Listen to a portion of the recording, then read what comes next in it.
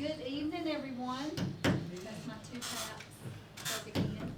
And welcome to the called meeting of the Twiggs County Board of Education. Tonight is July the 11th. Am I correct? Yes. July the 11th, 2019, and the time is 5:33 p.m. And the purpose of our called meeting this evening is just to meet and have a presentation. I'm thinking from Dr. Dickey, who's been doing educational epiphany in our schools for quite some time. And we welcome you and we're just here. Okay. Good with the rest, and then we'll just move on with the other.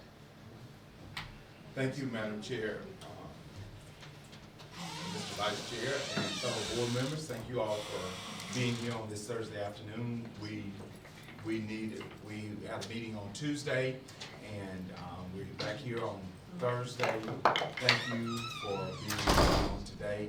Dr. Dickey was here with us and with the staff all day today, so he has worked a full day, and he has been with us now for almost a year and a half, and so we're excited, and we have been having the board has been talking for a while about you coming and sharing with them about what we're doing and why we're doing it and where we are. And so we want you to give a brief presentation and give them an opportunity to just ask you some questions of what they might have, some questions for you. I think that's why we're here this afternoon. And Mr. Dixon, I just want to make sure we can feel like we're very official, but we're going to stand and do the pledge of allegiance and on the silent. I'm going to ask Mr. Harris to lead us in that, please. Yes. I pledge allegiance to the flag of the United States of America and to the republic for which it stands, one nation, under God, indivisible, with liberty and justice for all. May we pause for a moment of silence?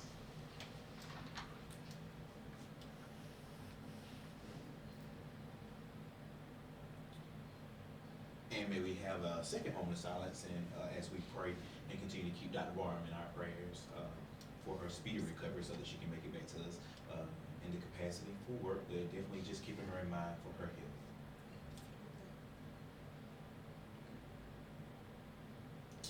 Yeah. Thank you.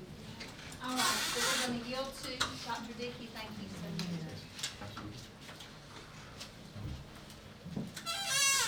So Superintendent Dixon, Madam Chairwoman, Mr. Vice Chair, is that right? Yes, Vice that's Chair? right. Okay. That's right. Board members, thank you for the opportunity to share with you today. Superintendent Dixon, you said brief, so I want to make sure that I know how brief you want me to be in the delivery of the presentation. Okay, all right.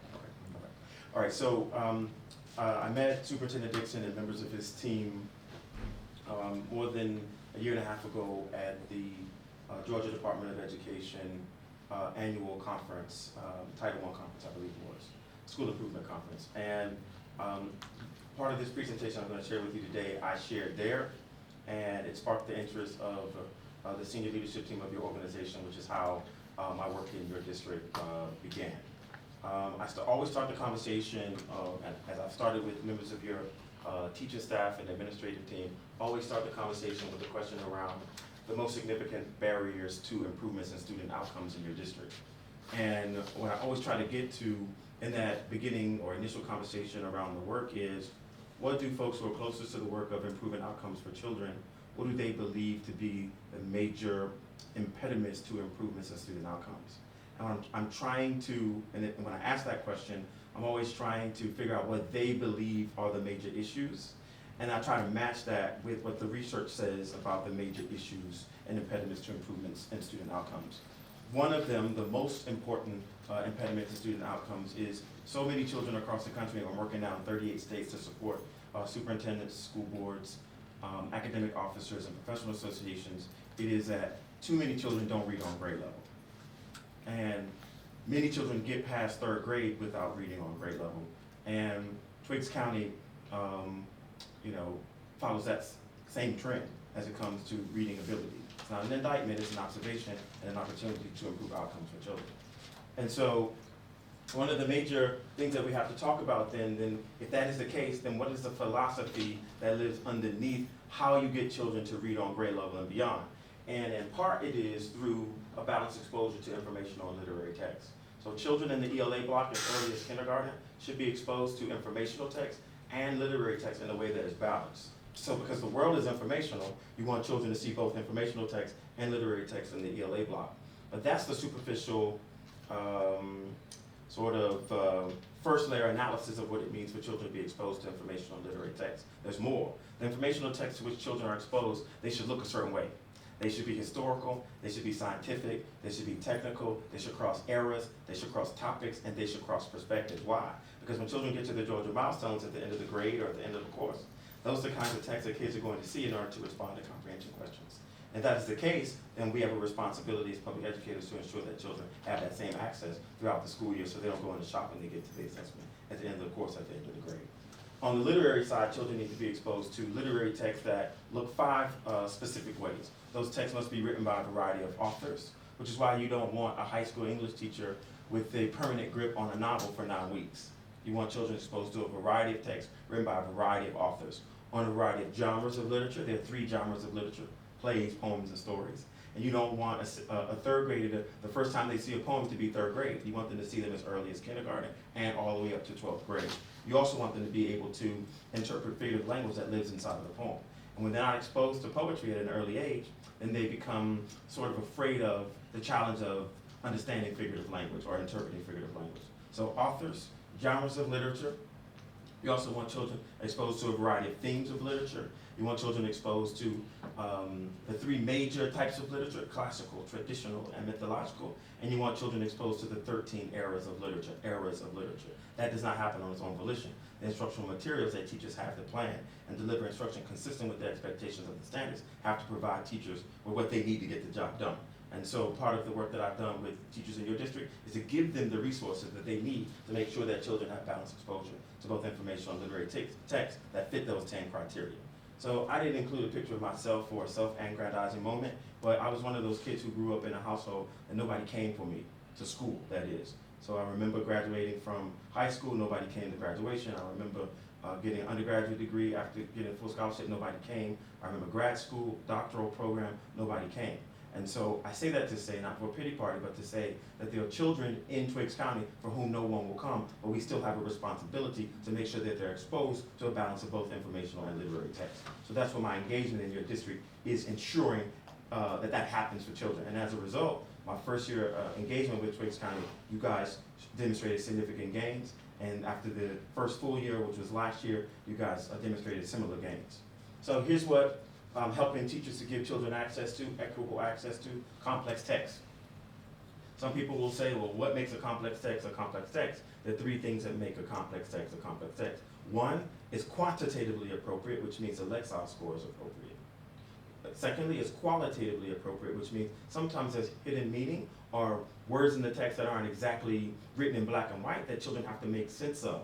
And an English language learner or a student with special needs or a child who's often absent from school, they have difficulty reading between the lines. And so you want children exposed to text throughout the school year, but they have to consistently read texts that aren't necessarily written in black and white, they have to interpret. And so inside of the units of study that have been provided, written especially for Twiggs County, and have been provided to teachers in your district, there are texts that give children the opportunity to sort of read between the lines and therefore be exposed to increasingly complex texts as the school year progresses. Likewise, so 95% of the questions on the Georgia milestones require children to go back to the text to support their response. But when I met the teachers here in Twiggs County, there was not one formula or approach to teaching children how to cite textual evidence. And if 95% of the questions that are used to judge teacher effectiveness, principal effectiveness, superintendent effectiveness, even board effectiveness, require children to go back to the text to support their response, and teachers in the district should have access to the singular way that the writers of the assessment assume that children have been exposed to cite textual evidence to support their answers to questions. So even if children are responding to a multiple choice question, they still have to know how to cite textual evidence, because it's the evidence that helps them to select A, B, C, or D. Now, I'm not pro-assessment, I'm pro-proficiency. So as long as a door is closed in the child's face and they live a life that is characterized by other folks making choices for them, we want them to be able to cite textual evidence. Next, composition from sources. It relates to the types of writing activities that children are given over the course of their pre-K-12 experience here in Twiggs County. All too often, children are writing from their own experience, which is not bad. That's creative writing. or children are writing from, what they've read from a singular source.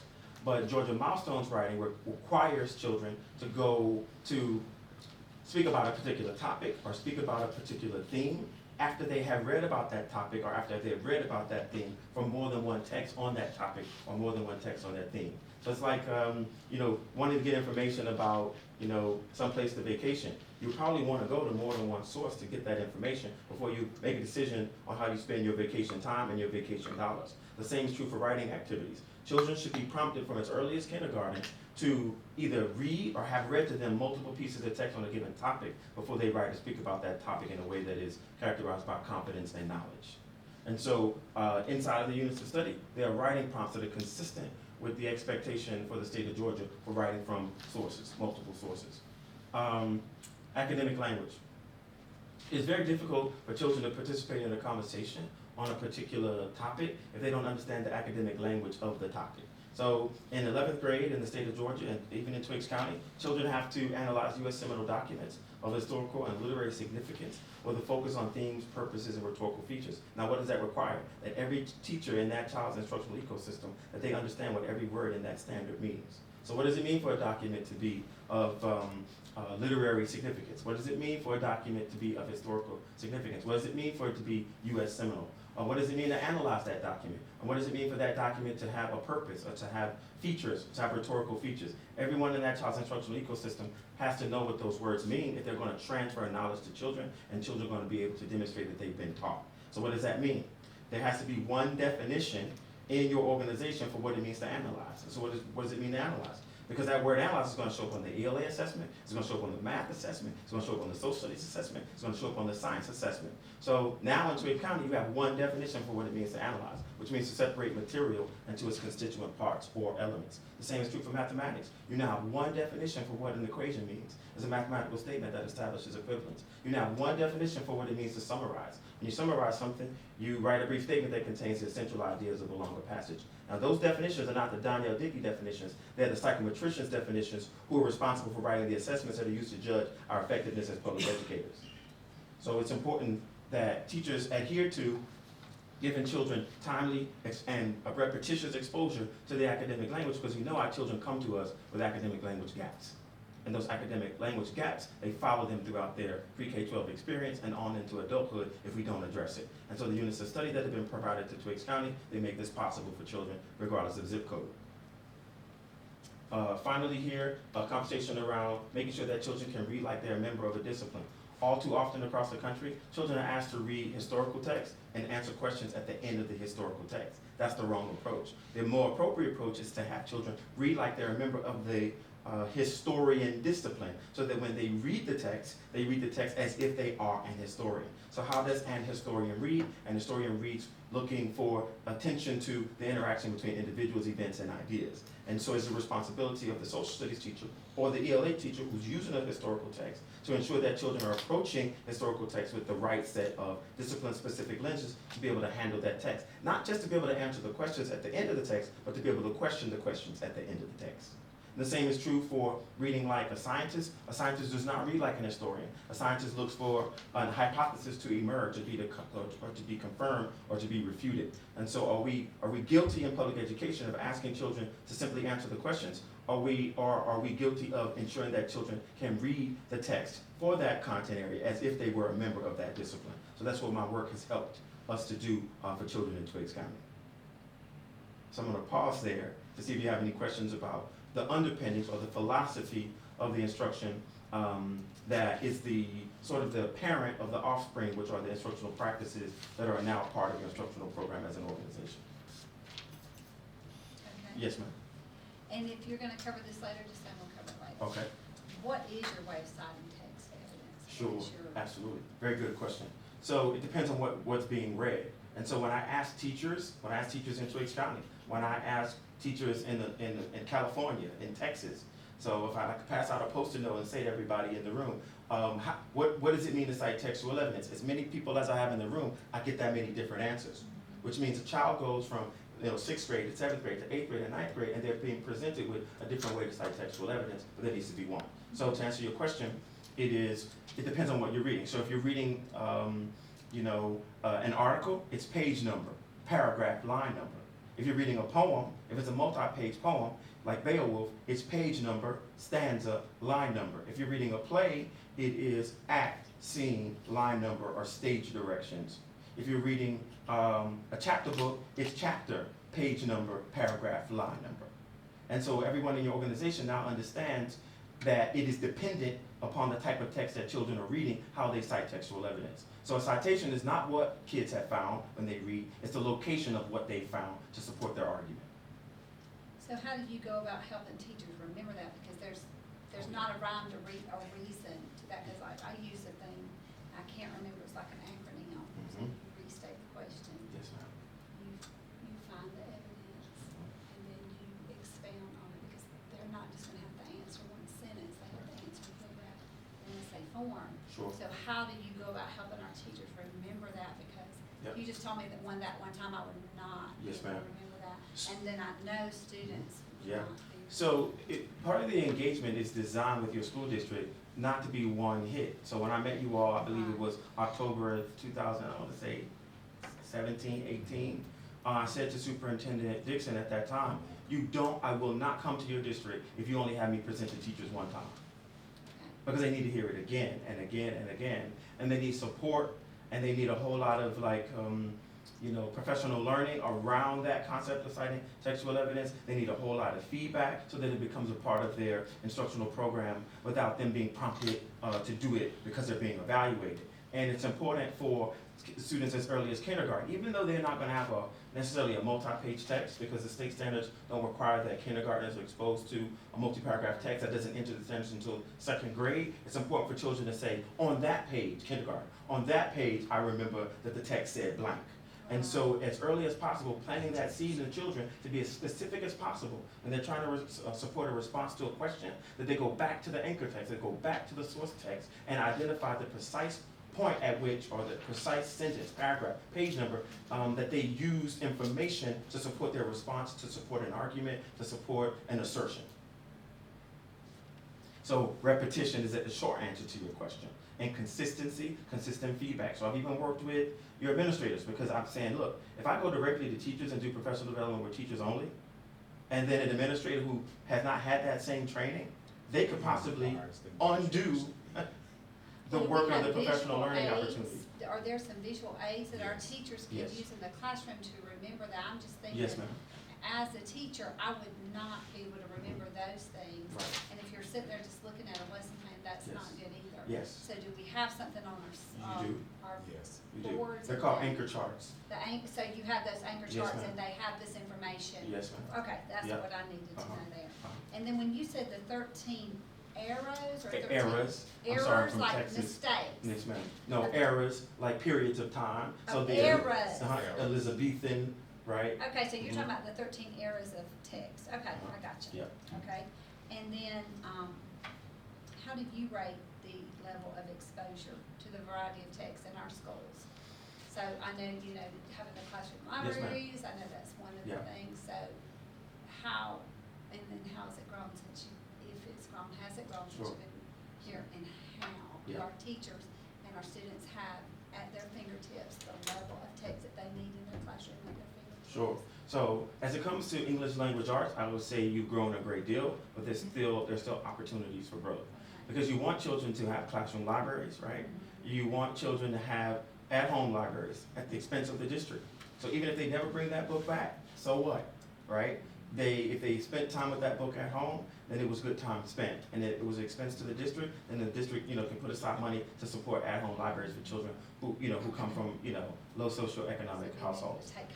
Be able to take it home, right? So as it comes to English language arts, I would say, because of the texts that are embedded inside the units of study, they're hyperlinks. So teachers don't have to go and look for the text that they need to expose kids to those 6 types of informational text and those 5 types of literary text. There's a hyperlink inside the unit of study.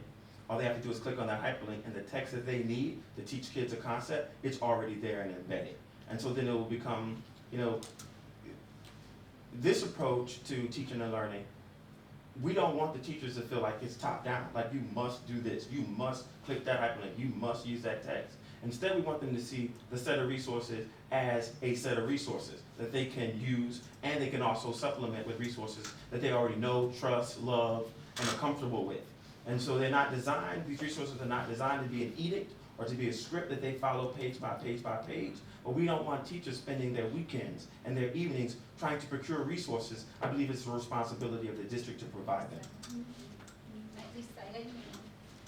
All right, so, but the resource is there, so if you have beginning teachers that may not have that repertoire of resources to It's go there. through from, and they don't have the resources to go by, It's there there. is a resource there Yes, that ma'am. will get them started, Yes, ma'am. and then they can say, oh, yeah, well, next time I can use that too. Absolutely. Do you have So- an example of where you can show that? I can. Of what a Yeah. unit, and so the units of studies are online. They are online, they received them today. So every teacher in your district who attended this morning's professional development, they received units of study for the entire school year. And they're matched with our State standards, and they match the whole year. They're written for your state standards, and they will take them the entire year to teach the content. But it's not a lesson plan. It is It's a instructional basic guide. resources that has a guide to go along with it. Okay.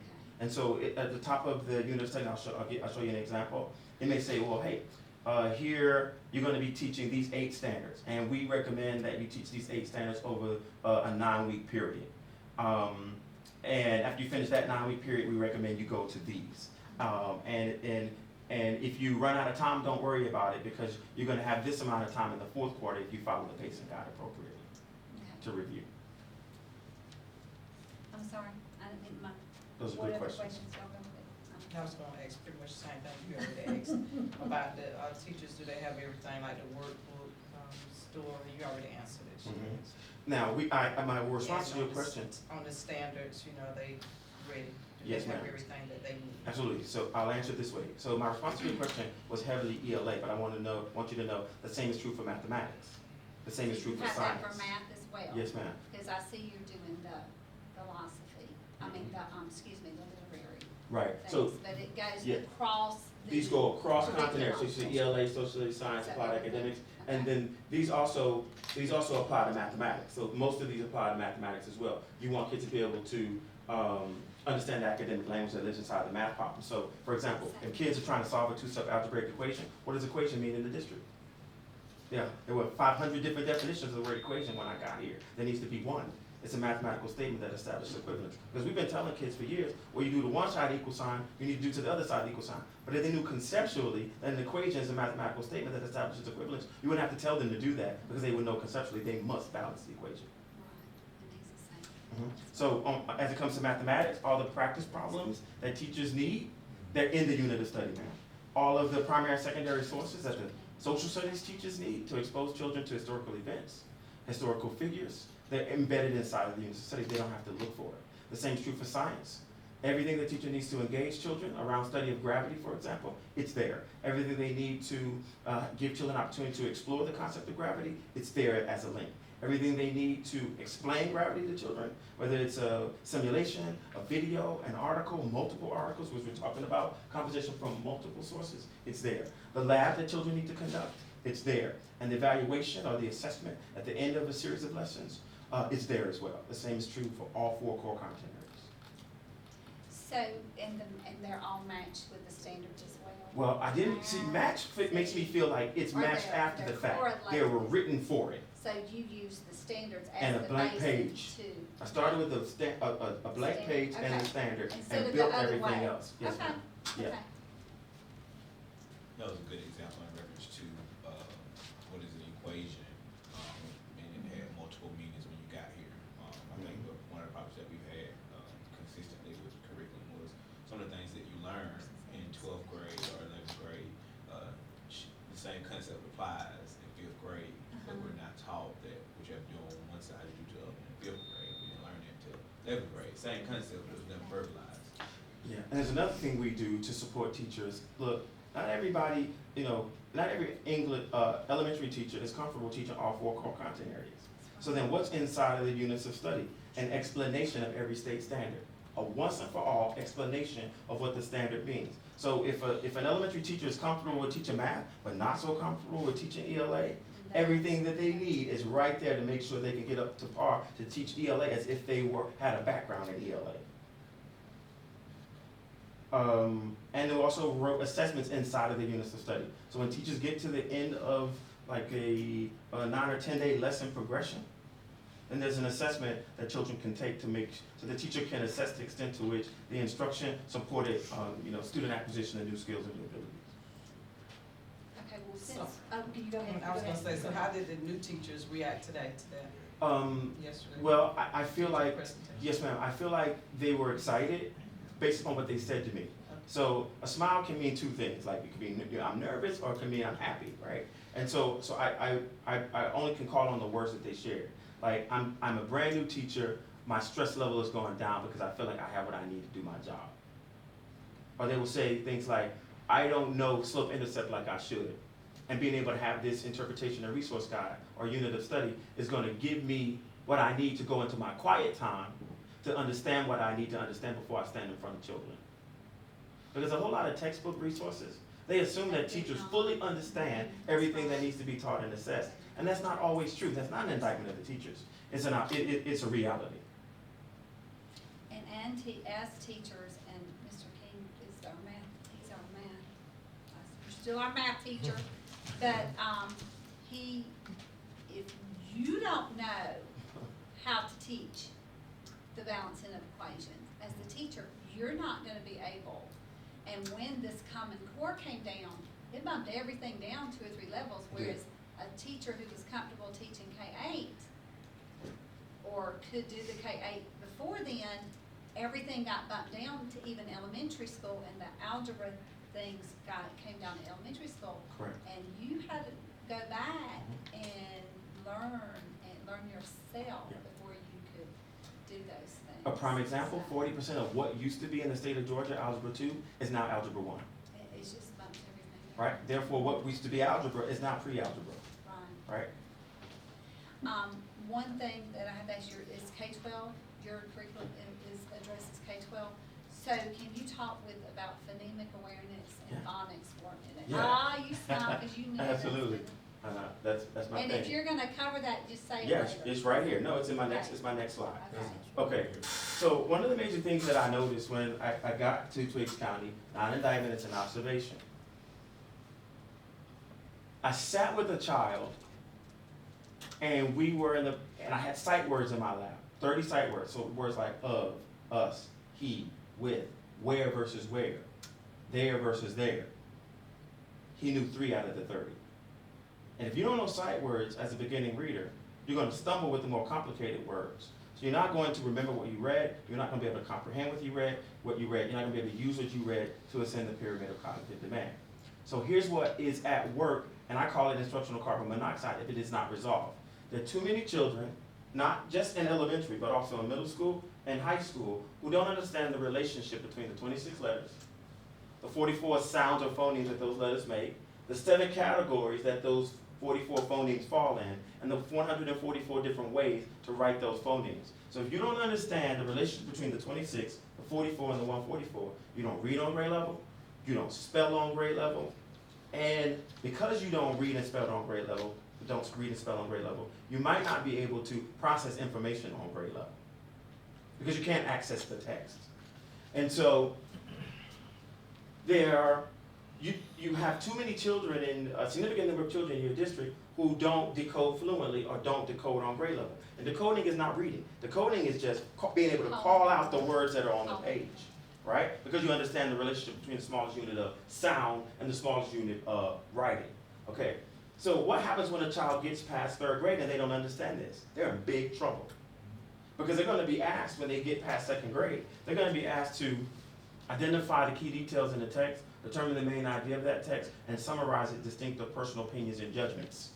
So if this is their issue, good luck with that state standard around summarizing the text. And so because your RTI pyramid, when I met you, Twiggs County, your RTI pyramid was upside down.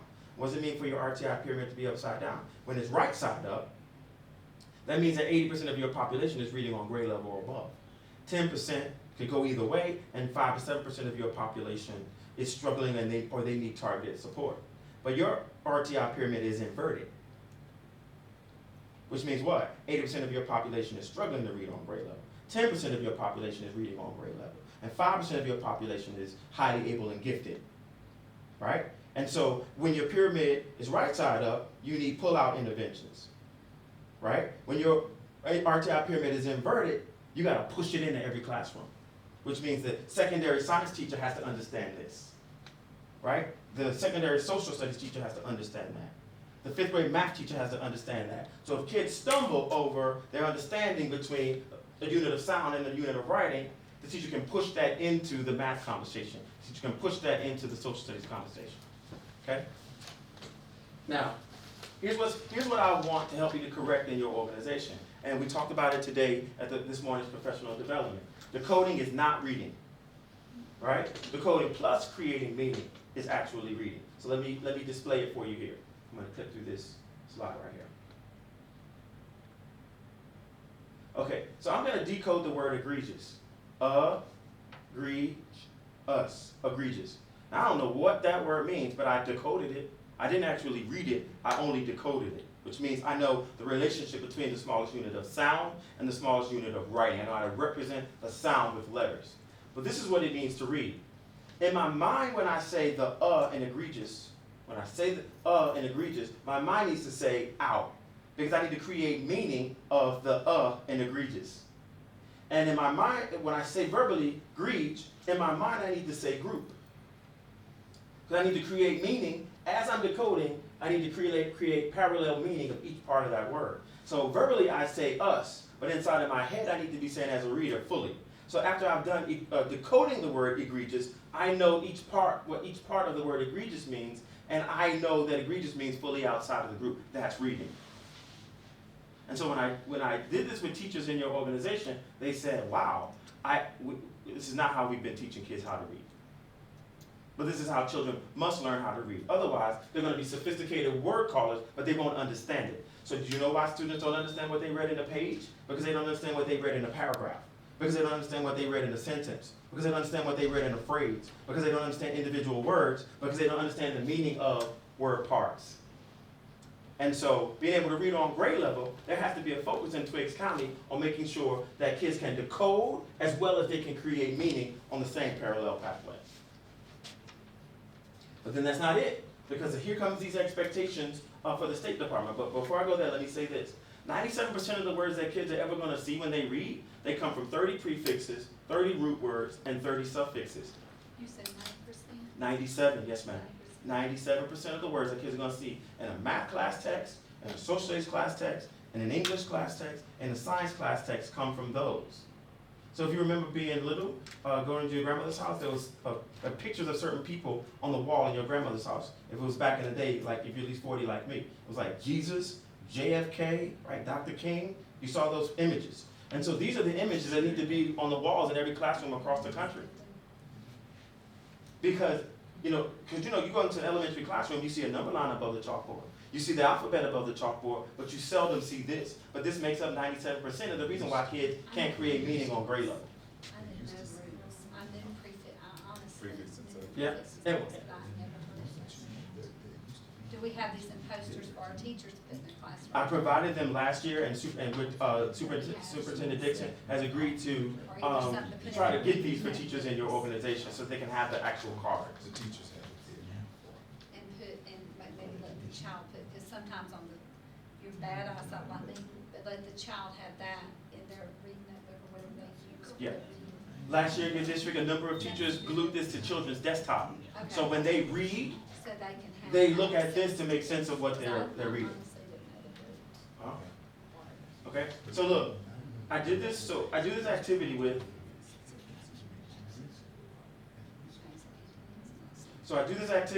teachers, and I've done it with teachers in your district. Last time I was here, maybe 6 weeks ago, and teachers had an aha, like, oh, if kids need to know these, guess who needs to know them first? The adults said they needed to know them. And many of them, they weren't embarrassed to say, because when I come here to work with them, I don't try to make them feel bad for not knowing. Now, there's a reason to feel bad if they know the next time, if they don't know the next time I come, right? So there's no harm in not knowing. There's harm in not remembering to support children. So I say to them, look, what's anti mean when you see it in a word?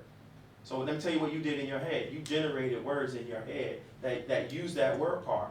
And then you drew a line between those words so that you could come up with what the meaning of that word part is. But if children don't have words, how do they generate words to draw a line between those words, between and among those words, to understand what that word part means?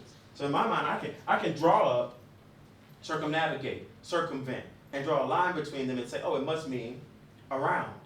But children who don't have words don't have the ability to do that, which means what? They have to be exposed to these, they have to memorize these. Okay? And the same is true, I have a bunch of these and I won't do all of them with you. And the prefixes are in green. They're a lot easier than the root words, which are in yellow. And the suffixes are much harder to learn than the prefixes. Okay? So here's my point, ma'am, because you asked the question, Madam Chairwoman, you asked the question about making sure that children have exposure to phonemic awareness and phonics. Phonemic awareness and phonics go hand in hand with creating meaning and word part development. And so teachers are equipped in your district, and they see the value in making sure that children have exposure to all of these.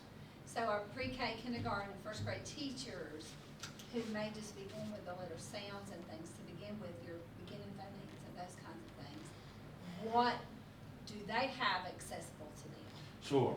So my conversation with your district when I first met you all was to say, let me take a look at your curricular resources so that I can do an assessment of the quality of those resources up against the national standards, up against the clearinghouse standards, right?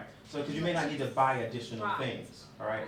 So my assessment is still consistent. I have a recommendation. I've shared this with the superintendent. I have a recommendation that you buy a phonics-based program because teachers are having to piece together what they need to teach children the 5 big pillars of being able to read, which are what? Phonemic awareness, phonics, fluency, vocabulary development, and comprehension skills. So my recommendation is that you purchase a research-driven foundational skill program and that teachers receive in your district, district-wide, even secondary folks, or in Gillingham training, because in Gillingham training teaches them the art and the science of teaching kids, how to read. Particularly when, they're overaged and should have already been exposed. So many, your students aren't underperforming because they're in a tough situation or they live in a certain neighborhood or, they're underperforming because they haven't been exposed. So my recommendation is that you have a research-driven foundational skill program for grades K, at least grades K-3. And that folks are trained K-12 on what to do ongoing, and this is a conversation I've already had with Superintendent Dixon, that they're trained ongoing on what they do when they're in a classroom with 25 kids and a child stumbles over a phoneme-grapheme relationship. Because if we're expecting kids to go beyond remembering to engaging in instruction that's characterized by them understanding and applying their skills without being prompted and analyzing informational and literary text, and evaluating the extent to which an author fulfills his or her purpose for writing and creating their own masterpieces, phonics cannot be their issue.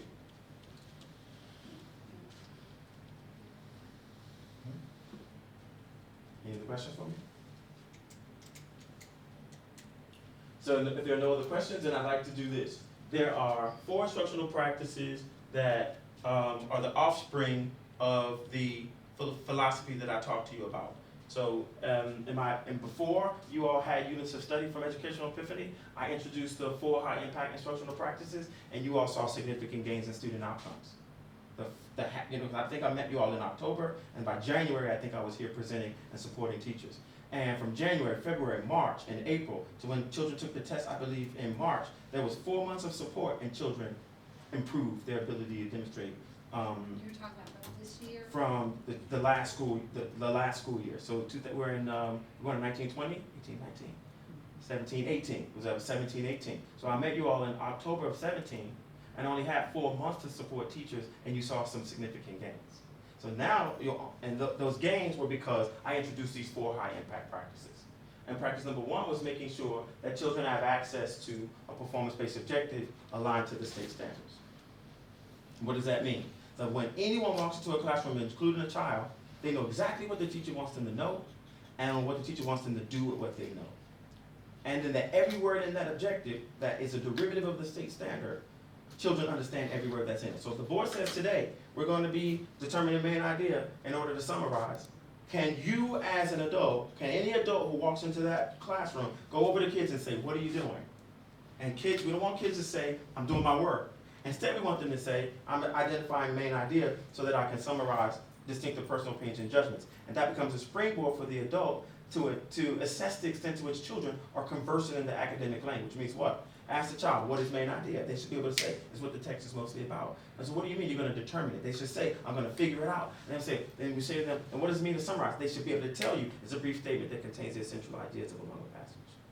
And that if we say to them, what does distinct mean? They should be able to tell you without, or different from. And so when I met the children here in Twiggs County, they couldn't have that conversation with me. They're better at it now. They need to be 100% at it. And so, which is why, I'm supporting schools again this year to make sure that children are conversant in the academic language. Why do we want them conversant in the academic language? It's the language of the assessment. Okay. The second practice that I'm working on folks with, that's embedded inside of your units of study, I gotta do this. I met this kid, she's not in your district, she's in another state, but I met this kid, and this objective was on the board when I went to her classrooms. It was in another state. But I've been working with them much like I've been working with Twiggs County. And so I asked her, I said, what are you doing? And she didn't say I'm doing my work. She actually said, we're composing and decomposing composite figures. 6 years old. She said, we're composing and decomposing composite figures. I said, well, what does compose mean? So you see what's in her hand? Lego blocks. So the teacher was teaching them to count to 10 so they could turn around and create composite figures with Lego blocks and then uncreate or pull them apart. So I said, what does compose mean? She says it means to create. So when the teacher gives me a number between 1 and 10, I'm supposed to reach into the Lego blocks, pull out that number of Lego blocks, and compose or click together a composite figure. 6 years old. So then I said, well, what does decompose mean? She said, because they've been teaching those word parts, prefixes, root words, and suffixes. I said, what does decompose mean? 6-year-old said to me, well, DE in front of the word decompose means away. So when the teacher asked me to decompose a composite figure, she wants me to pull the Lego blocks away from each other. Six-year-olds can handle that language when they're exposed to it. Okay? So the second practice that we've been working on is making sure that children are exposed to operational definitions of the academic language that lives inside of the objective. Excuse me for turning my back here. So we want to make sure that when we put up the objective that kids are going to be learning citing textual evidence in order to support an analysis of what the text says explicitly, as well as inferences drawn from the text. We say that to the average 6th grader, they don't know what that means. Across the country, they don't know what that means. So then it becomes incumbent upon the teacher to ensure that the kids are being taught. Those words have specific meaning, and not a kid-friendly definition, the actual definition that the writers of the assessment assume that children have been exposed to. So when you go from classroom to classroom in Twiggs County this school year, here's what you're going to see. You're going to see the objective on the board, and you're going to see every word that's in the objective that might be a mystery to children operationally defined. They have these already made so they don't have to create it in They're their already own written. form, They're already written. and where they can just click through and go through that. Well, this PowerPoint is not created, but they have inside of the unit of study these objectives, and every word underneath the objective is operationally defined, so that this word means the same thing in teacher A's classroom that it does in teacher B classroom. So the idea is that you can walk into any classroom and ask kids what they're up to, and kids should go point to the objective and be able to lead you in a conversation on that objective. So how can they accomplish something if they don't know what they're trying to accomplish and they don't understand the academic language that's in it?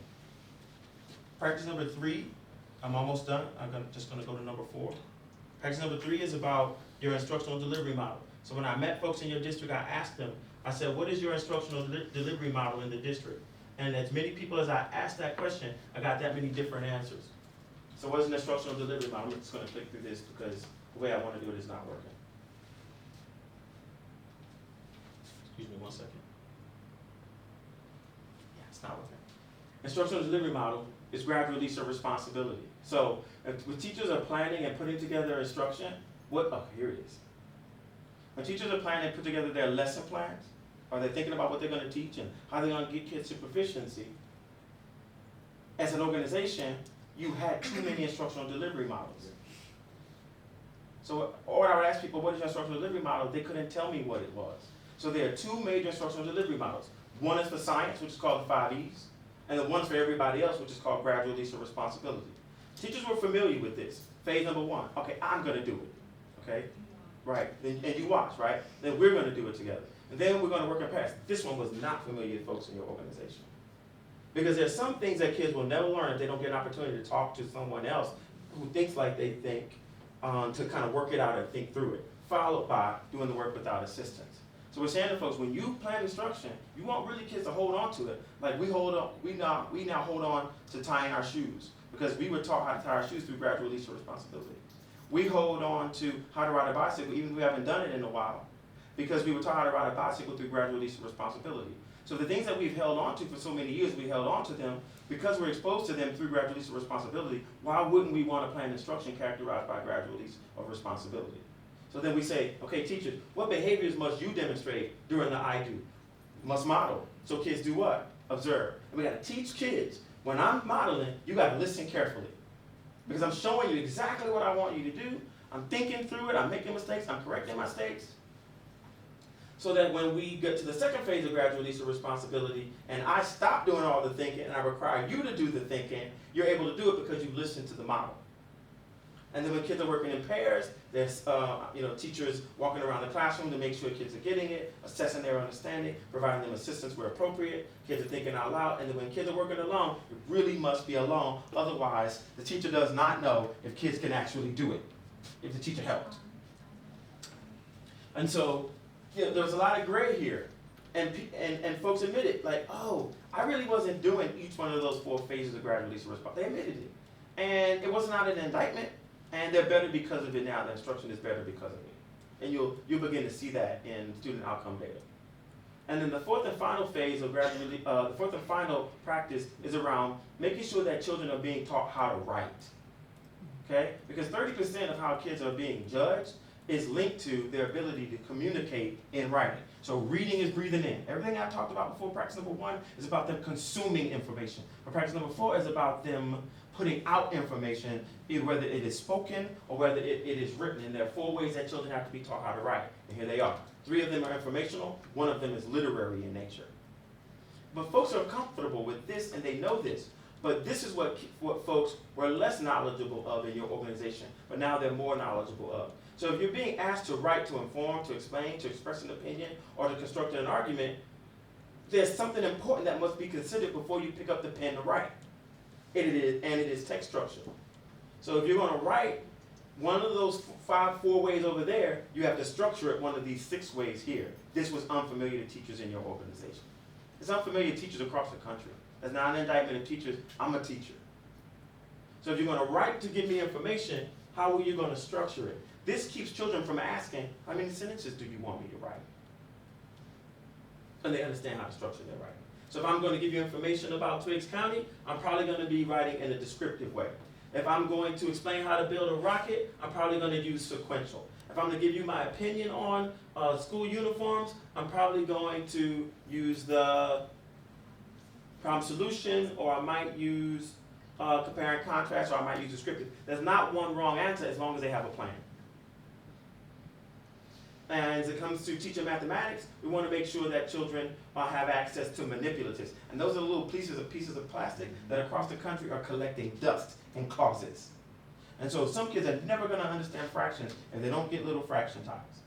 Some kids are never going to understand how to tell time on an analog clock if they don't get a Judy clock, that yellow clock with the red hands. Some kids are never going to understand how to dilate or translate or rotate on a coordinate plane if they're not able to touch a tangram. Some kids are never going to understand theoretical or experimental probability if they don't get access to poker chips in a paper bag. So these little simple things don't even cost a lot of money, but they have a huge impact on students' ability to get to conceptual understanding of abstract mathematical concepts. That's the end of my brief presentation. What other schools have you been a part of that have had like a successful CCRPI? Yes, ma'am. Many. So at 38 states across the country, and I have a white paper that's published by Scholastic with data in it to prove the impact of these practices, which is why I was the keynote speaker for the Georgia Department of Education School Improvement Conference. But specifically here in the state of Georgia, Daugherty County School System, they were one of the lowest performing school districts in the state. And as a result of my work with them, I've been working with them for 2 years, they jumped. So the lowest performing high school that I work with the most is now their highest performing high school. And it's the most densely populated with students with special needs. It's the most densely populated with minority students. It's the most densely populated, it had the most turnaround in the school system, and now it's #1. How long have you been working with Darty? 2 years. Same as us? I met them before you all. No, I met them before you. I met them at the same time, but I worked with them longer than I worked with you all. I mean, it was like the next day I was in Daugherty County after I met them in October, literally. And so I worked with all 14 of their elementary schools, showed significant gains the first year. All of their high schools showed significant gains, and the trend continues this year. And that data is public information. You said out of state? Yes, ma'am. So, How do you, I mean, out of state in Daugherty County, Tweeds County?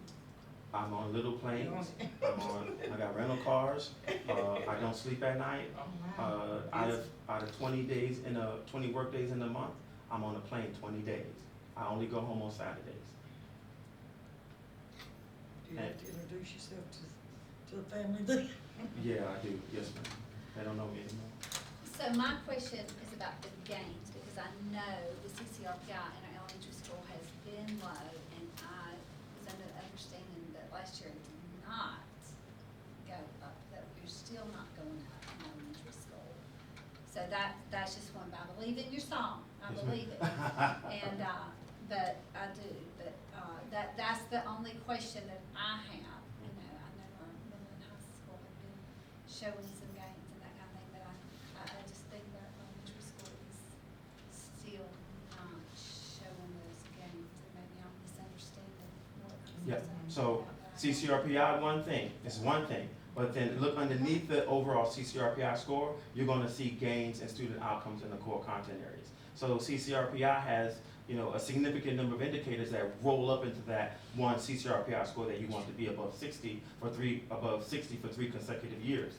And so, so you have to look deep underneath it, and you'll see that it's moving in the right direction.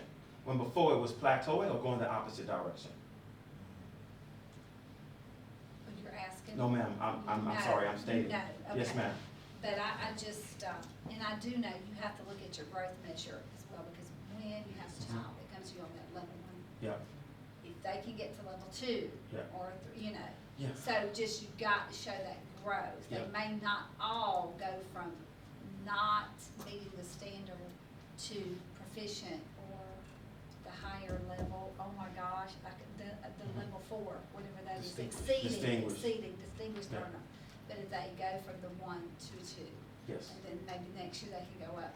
So wherever you are and wherever you come to me, you got to be higher than where Right. you were. If you're on 2 this year, Yeah. let's which is make why it it's up. important for you to have a foundational skill program. Yeah. Because it's in the elementary school level that children go into shock when they get to that 3rd grade Georgia milestone assessment. Because, and I'm not being facetious about what happens in K-1-2 classrooms, because you have some really motivated K-1-2 teachers, but if children are coloring in K-1 and 2, and they have to summarize in 3, that's a shock to their system, It is. right? And I think that's one of the things that we have to be cognizant of and aware of, that we have got to have strong teachers in those foundational formative years, that we have got to be serious about what we're putting down there, and the resources that we're putting there. And I think that this board has had an epiphany and an awakening as to that.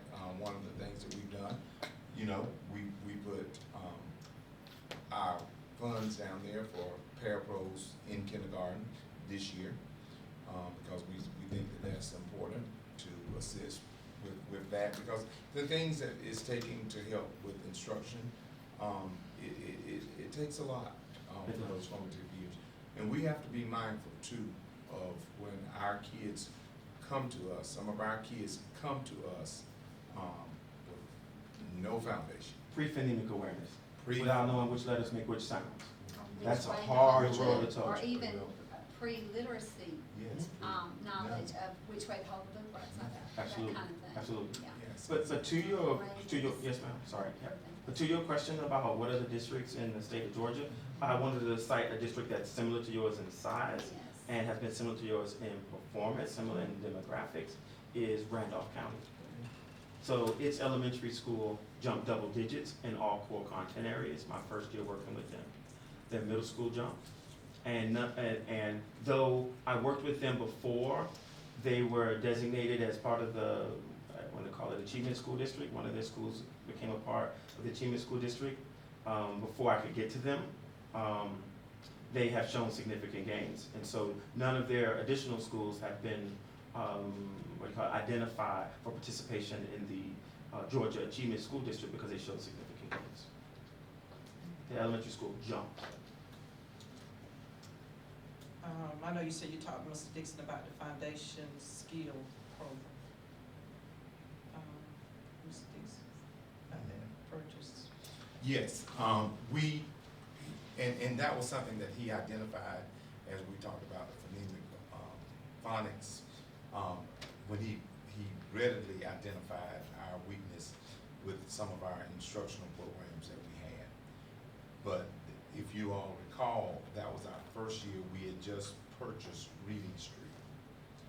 And so one of the things that he was very cautious in was not trying to get us to come in and buy, was to help us to utilize what we had, but also be honest with us about what our needs were. And he told us, you know, how we could try to use Reading Street, but he made us aware Right. of and we tried to pull out of Reading Street on what we did, but he did make us aware. And I am the author of Scholastic Literacy, kindergarten through sixth grade, nationwide. I'm the lead author of a program like Reading Street. And I didn't try to sell it to Superintendent Dixon. Instead, I said, I want to help you to understand, everybody in your organization to understand phonics, to understand phonemic awareness. So whatever you purchase, even if it is an extended contract with Reading Street, that you understand how to use it.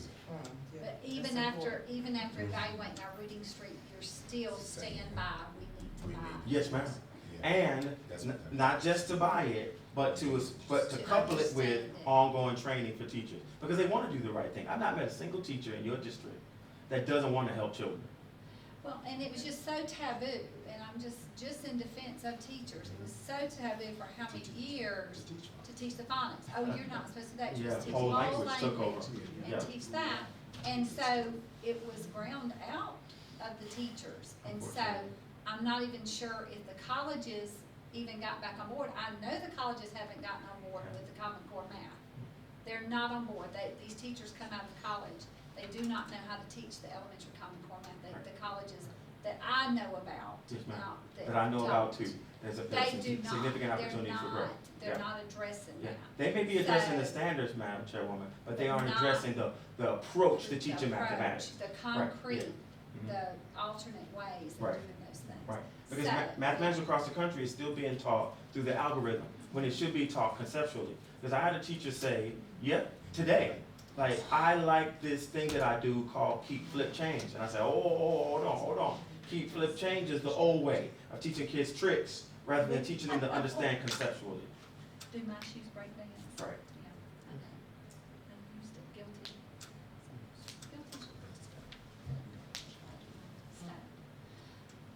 So, So how many times will you be coming to the district, Well, coming to school year? yes, ma'am. My support model says 6 to 8 times in any given school year is necessary to make sure that the practices get to the ground.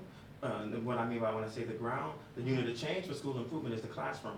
So it makes no sense for me to spend my time with Superintendent Dixon and members of the central office team. You want me engaging with the teachers 6 to 8 times a school year. So basically every month and a half every pretty much great. is the model. Now, you just have to have the budget to support it.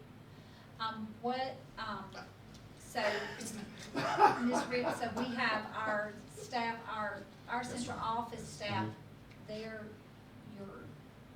they see to. Yeah, they're there a long time, so every time. You are not, yeah. Yes, ma'am, but every time I stand up, for example, last year, and Jonathan King, he's there every time. So he's supporting the professional learning. He's making sure that if teachers have questions and they don't want to ask in a larger group, that he sits in the PL so that he can respond to their questions in my absence. And so he's been an integral part of ensuring that this work has gotten to the ground. And so without Mr. King, it wouldn't have gotten to the ground. Ms. Reed, And Miss Reardon as well.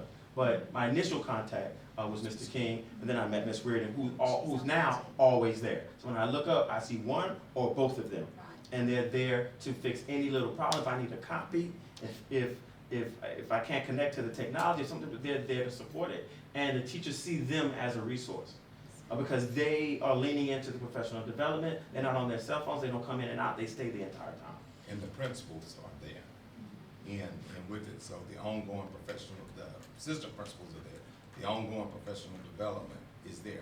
When he leaves, it's still ongoing, you know, and the only ones who are lagging behind are the ones who are not eating from the table. Okay, and so this is my last question, Mr. Rouse, my last question. You can ask me if you want to. Thank goodness, I'm just kidding.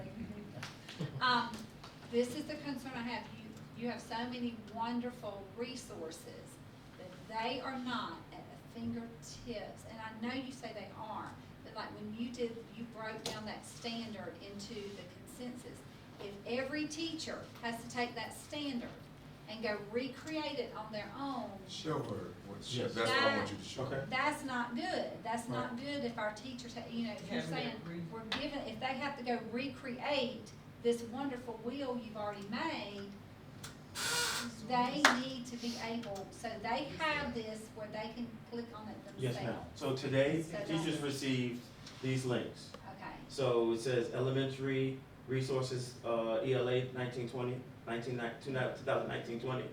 elementary math, elementary science, elementary social studies. And the same is true for these yellow, high school, physical science, biology, algebra 1 and geometry, English 9, 10, 11, 12, social studies, US history, and econ, which are the tested courses for high school. And the same is true for middle school ELA, mathematics, science, social studies. So I'm gonna open one for you.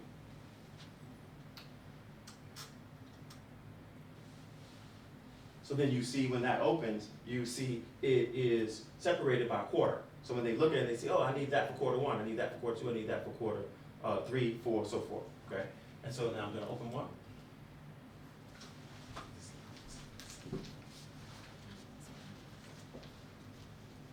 So then this is what teachers see.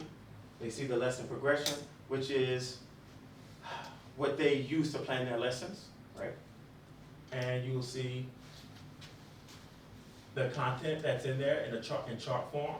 Then you will see the state standard, the interpretation of the standard, the objective that has to be annotated, and then the words that are in the objective that are annotated. So there's one Twiggs County definition for those really important terms. They don't have to look for it. but to convey that to the students in your cute little graphic you have, Yes, ma'am. they are gonna have to go recreate that themselves. That's the issue Yes, that I ma'am. have. No. Okay, That's the issue that I have. so here's what I've done. So you're saying that's our problem? Well, Because that's a lot of because they have to do, okay, but To they be have to do prepared, something. to be prepared. Right, and so here's To be something that they have prepared, to because do. if you do all of that for Yeah, them, for them. the teachers are not going to be prepared to Right. teach it. So what's the next step? There's not just one way to teach kids all of these words.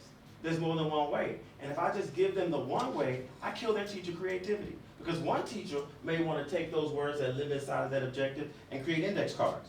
And on an index card, put the term. On an index card, put the definition. Put the next term, the next definition, put it in an envelope, and have kids match them. That's one way to do it. Then other teachers may want to say, well, I want to create a PowerPoint.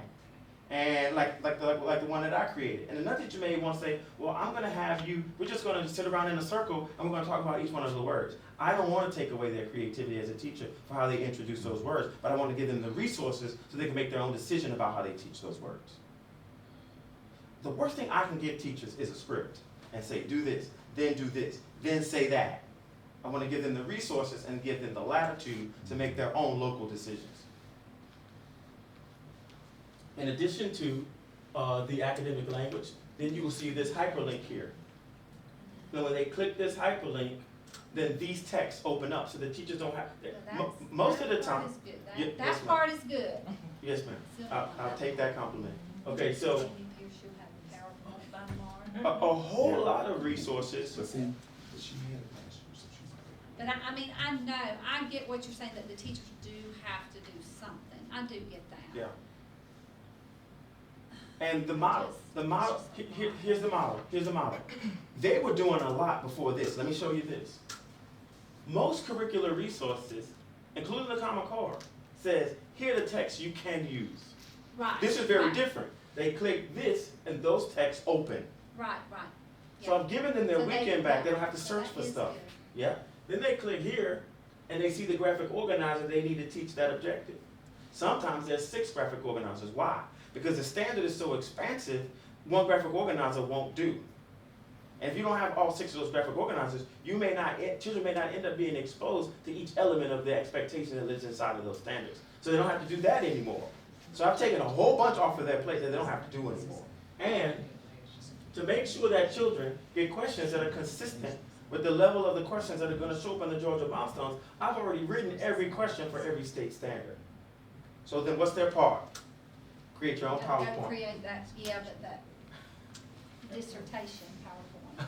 That's the thing, but anyway, okay. Okay. I like that part, that's good. Yep, and then at the end of the lesson progression, teachers asked me for this last year. I didn't have it last year, but it's in there this year. There's an assessment at the end. So you taught this, you taught this, you taught this, you taught this, here's a test. The students don't have to find time, they don't have to create, it's already created for them, all they have to do is grade it.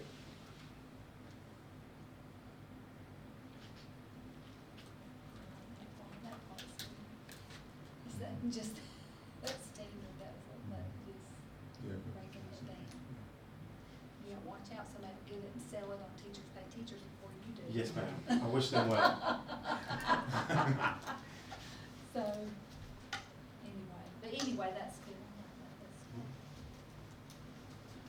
So as I said, for this is ELA, for science, the resources are embedded links as well. And we click through every single link to make sure that the links are active and live.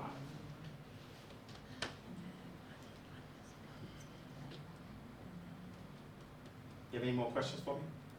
Happy to answer. Sir, Good. thank you for your time. Thank you so much. I appreciate that. Ms. Reardon, do you have anything, any comments from teachers or?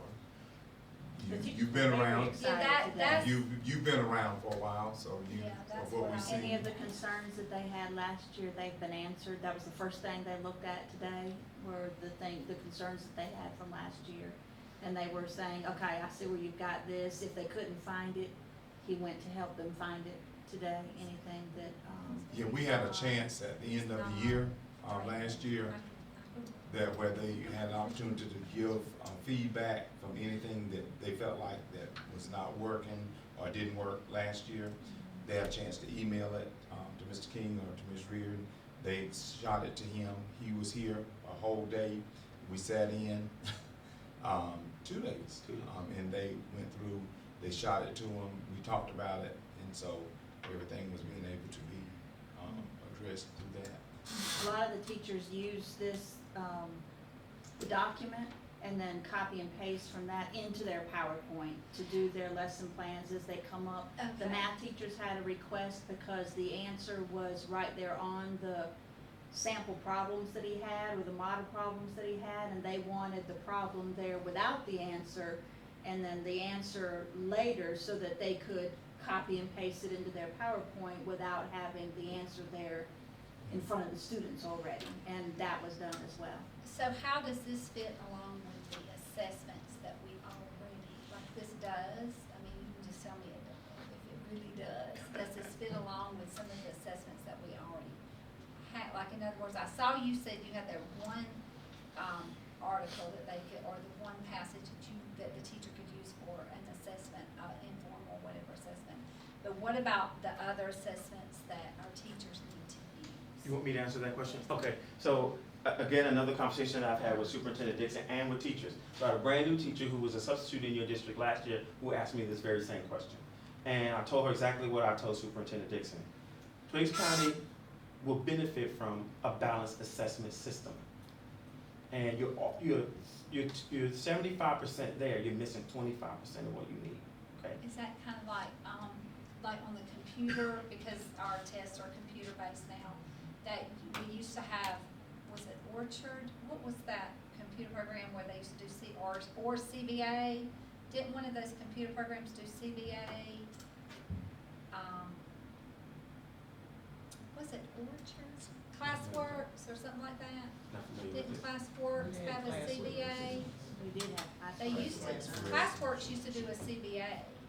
So I'll tell you what the district, I'll tell you what a balanced assessment is, Uh-huh. and and which of the 3 of the 4 components you have as an organization, okay? Okay. So balanced assessment system is a pyramid, and it says, the bottom of the pyramid, you have teacher-generated questions. So as the teacher is teaching, the teacher has enough questions to find out if the kids are getting it. That's inside of your units of Okay. study. So you have tier 1 done, okay? The second tier is unit assessments, which means kids have been taught for maybe 10 days or so. That's just an arbitrary number, but more than 1 day, a significant number of days. And then there's an assessment that they take, that's tier 2. That's inside of your units of study, Okay. okay? Tier 3 is interim assessments, which means every 9 weeks, every kid who's in 9th grade takes the same 4 tests. That's what I'm recommending as an organization you all get. Okay? Because the 4th tier is the summative assessment, which is the Georgia milestones. So why would you need all 4 tiers? As teachers are teaching, they need tier 1. As teachers have taught a great deal, they need tier 2. After they taught for 9 weeks, they need tier 3, because tier 3 is predictive of what they're going to do on tier 4 at the end of the school year. So you need a quarterly assessment sometime in October, you need a quarterly assessment sometime in January, you need a quarterly assessment sometime in March, so that every kid who's in 3rd grade takes the same 4 tests in October. So that you can look to see how all 3rd graders are doing compared to one another in your There's organization. no surprise when people get these letters. And you don't get At the letters end of the saying year. why they're passing Yeah. the Correct. class. Now, the company that we We kind of GCA started that assessments. with the assessments from UGA. assessments, We're in the process of doing that now. We've started, we've given some, so we're cleaning them up. high school Mhm. assessments. Those are the benchmarks that we use. Right. So your bench, yeah. And That's what he's talking about. And it is not just enough to give the assessments, you have to have a data protocol to analyze the student performance on those assessments in a timely manner, so that if you need to do a mid-course correction, you have time to do it. That's the piece that we, because originally when we entered into the agreement,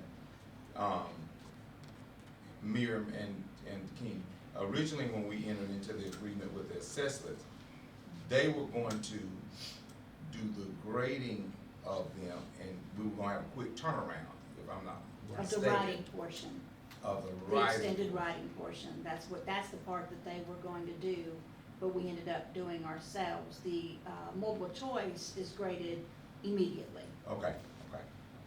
So what most school districts across the country, covering 38 states, they struggle with, or there's an opportunity to ensure that school districts are data rich.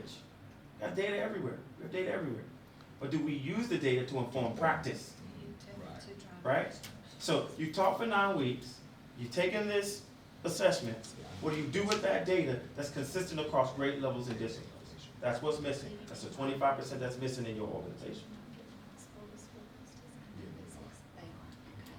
So the high school usually does a good job. But we gotta get that back to them. We gotta communicate that. So what I did as a secondary principal, my kids took those assessments every 9 weeks. Every 9 weeks, I met with every teacher in my building to say, hey, I'm looking at student outcomes, and it wasn't punitive. I'm looking at how students perform on the 9-week interim assessment. Okay, I see, and they were tiered, green, yellow, red. I'm worried if it's red, in terms of like the percentage of questions that children got correct, because those assessments can be predictive of how kids are gonna do in the Georgia milestones. And so there should be no surprise how well children are gonna do in the Georgia milestones, because you have the interim assessments every 9 weeks. Do we have classbooks still? Okay, so we don't have to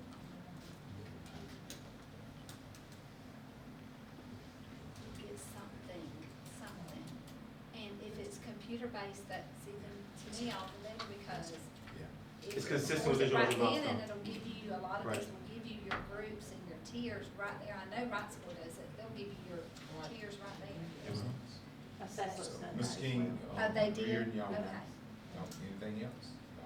Especially from these past today and with the tomorrow, what we want, anything from the teacher comments. I know he said our sub, but one of our new teacher hires, she finished out the year, for one of our teachers.